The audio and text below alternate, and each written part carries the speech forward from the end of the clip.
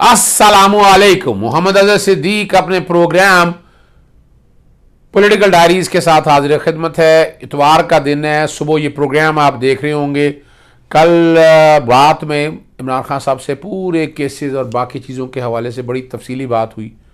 High spirit में है और अदलिया पे यकीन है उन्हें, और अदलिया पे ट्रस्ट करके वो चल रहे हैं कि अदालतें जो है उन्हें आइन और कानून के मुताबिक इंसाफ फराहम करेंगी।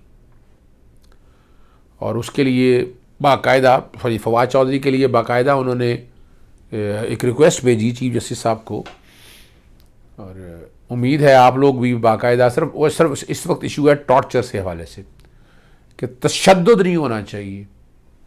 और फिर तो तशद्दुद हुआ कि पहले हथकड़ियाँ लगाई गई, फिर वो काला कपड़ा का डाला गया। यानी क्या मजाक बनाया हुआ है, क्या तजलील कर रहे हैं इंसानियत की। आर्टिकल 9 पढ़ लें, आर्टिकल 14 पढ़ लें, तजलील नहीं हो सकती है इस तरह से इंसानियत की। दहशत के साथ करें, मुझे कोई एतराज नहीं है। कातलों के साथ आप करें, कोई एतराज नहीं है, लेकिन इस तरह ये नहीं, ये इजाजत नहीं दी जा सकती है। बाकी कानूनी जंग के हवाले से, यानी खैबर पख्तूनख्वा के हवाले से जो गवर्नर ने अल्फाज कहे हैं वो बड़े ज़ेर बहस रहे।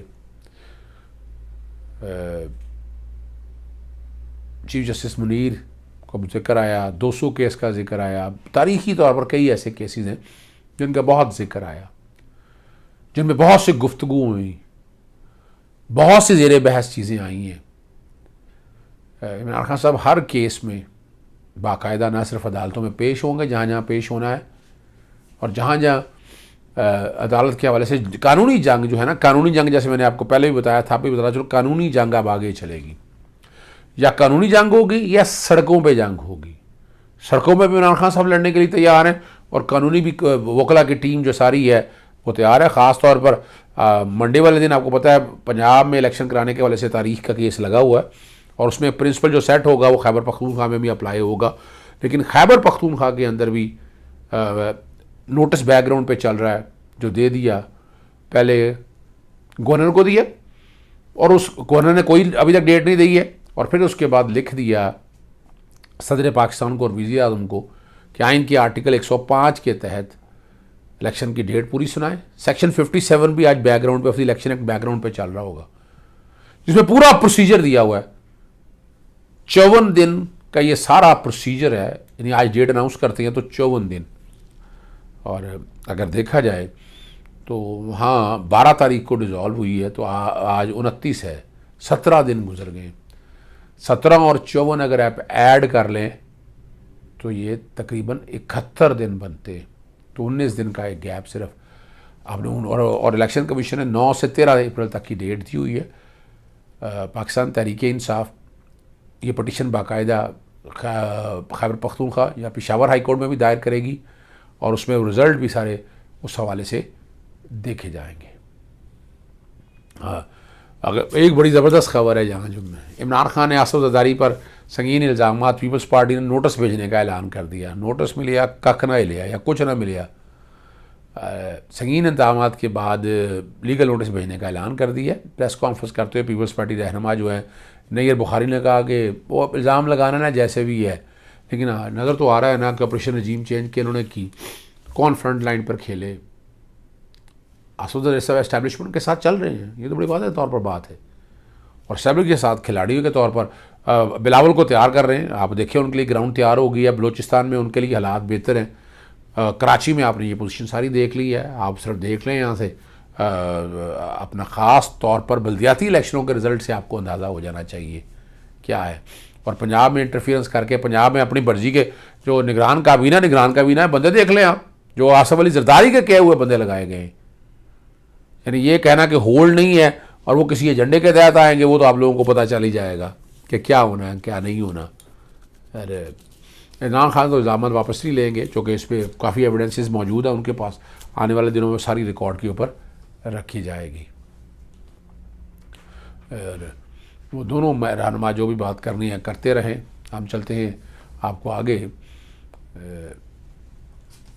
जो बड़ी आसानी से आप ज़रा जब समझ सकें। और और बड़ी मज़ेदार बात है, इमरान खान का ख्वाजा आसफ पर जाने का केस है, दोनों वकीलों पर 10,000 रुपये जुर्माना। दिलचस्प वजह क्या है जी,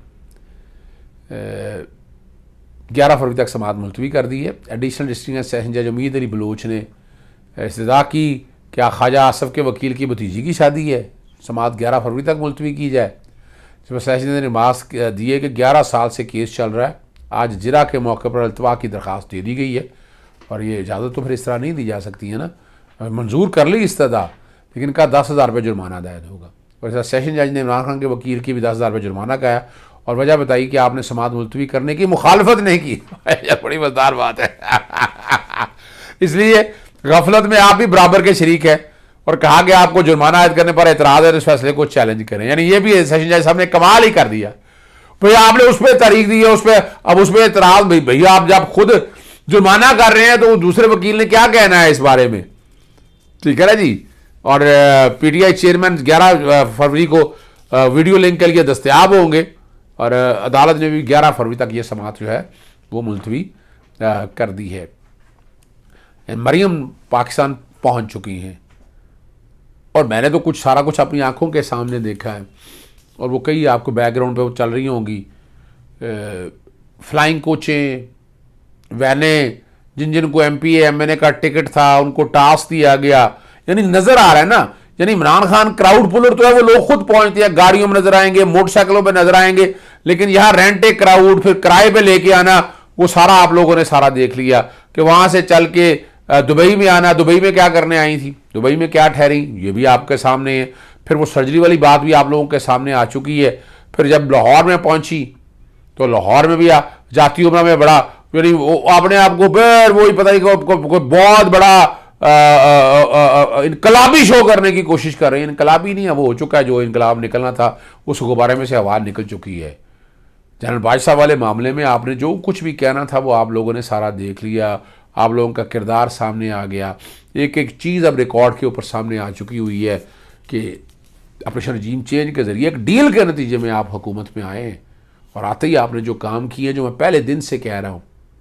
अच्छा, ये अगर इन चीज़ों को आप ज़रा समराइज़ करें तो समझ आती है।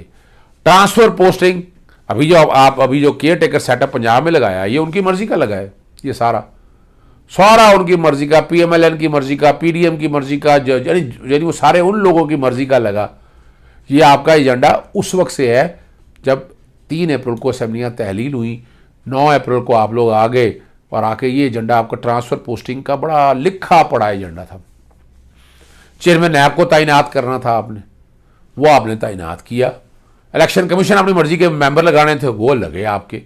नैब के कानून को ख़त्म करना था, वो आपने किया। एफआईए का सत्यानाश करना था, वो आपने किया। आपने ईसीएल में से नाम निकालने थे, वो आपने किया। बता देना कि कौन कौन सा नहीं है। यानी तकलीफ होती है, ओपन एंड शट केस को इस तरह बंद कर देंगे आप, क्या इजाजत दी जा सकती है इस तरह की? ये सारी जो चीजें हैं अब आपके सामने हैं। अब किस मुंह से इनकलाबी बनते हैं? यानी एक डील के जरिए सारा कुछ किया है और तारीखी तौर पर मियां नवाज शरीफ डीलें करते रहे। सऊदीया जब गए थे 10 साल बाद आए वापस, आपने वो भी सारा कुछ देख लिया आपने।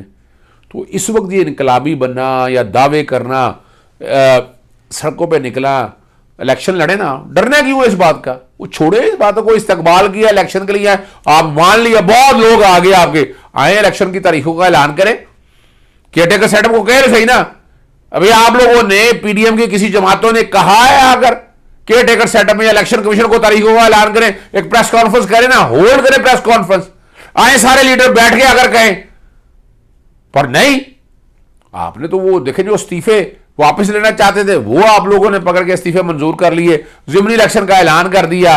अब जिमनी इलेक्शन का ऐलान कर, पीछे एक पूरी साजिश है किस तरह से अपने बंदे अंदर ले आए और लाकर असेंबलियों की मियाद बढ़ाना है। क्या करना है? असेंबलियों की मियाद बढ़ाना। और इसमें पीटीआई को बड़ी वाज़ेह तौर पर ये इलेक्शन के हवाले से लड़के फिर इस्तीफा दे दे, या इमरान खान साहब ने जैसे फैसला किया हुआ है सारी सीटों के ऊपर इलेक्शन लड़े, इनका तिया पाचा हो जाएगा और इनको औकात डाली याद आ जाएगी इन लोगों को सारों को। और बड़ी ज़बरदस्त स्ट्रेटेजी है इमरान खान की। और जो आखिरी वाले इस्तीफे हैं वो चैलेंज कर दिए गए और उसमें कि वो खुद इस्तीफे मंजूर होने से पहले इस्तीफे वापस ले लिए गए।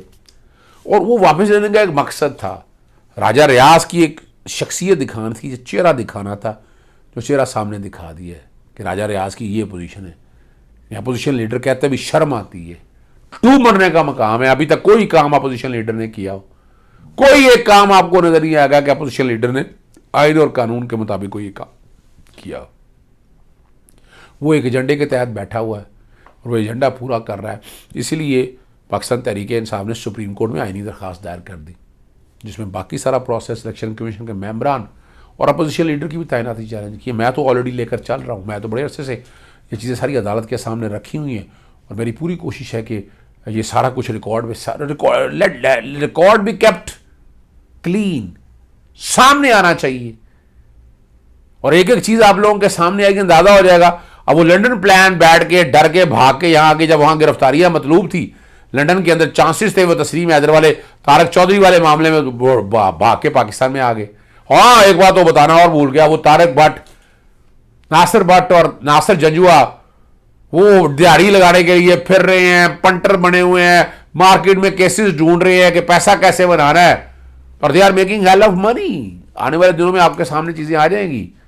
जहां जहां जिन जिन लोगों से मिले, मुझे भी बहुत से लोगों से मिलने का पता है उनके, यानी नवाज शरीफ के पास जो क्रिमिनल लोग बैठे हुए हैं वो क्या कर रहे हैं, क्या खिलवाड़ कर रहे हैं। क्या हमारे मुल्क में बैठे हमारे इदारों को अंदाजा नहीं है? क्या इस तरह की इजाजत दी जा सकती है? क्या ये कारोबार खरीदो फरोख्त का चलने दिया जाएगा? इजाज़त नहीं होनी चाहिए। मेरा काम है आप तक आगाही करते रखना और वो मैं करता रहूँगा। इजाज़त चाहता हूँ। अस्सलाम वालेकुम, अल्लाह हाफ़िज़। पाकिस्तान जिंदाबाद।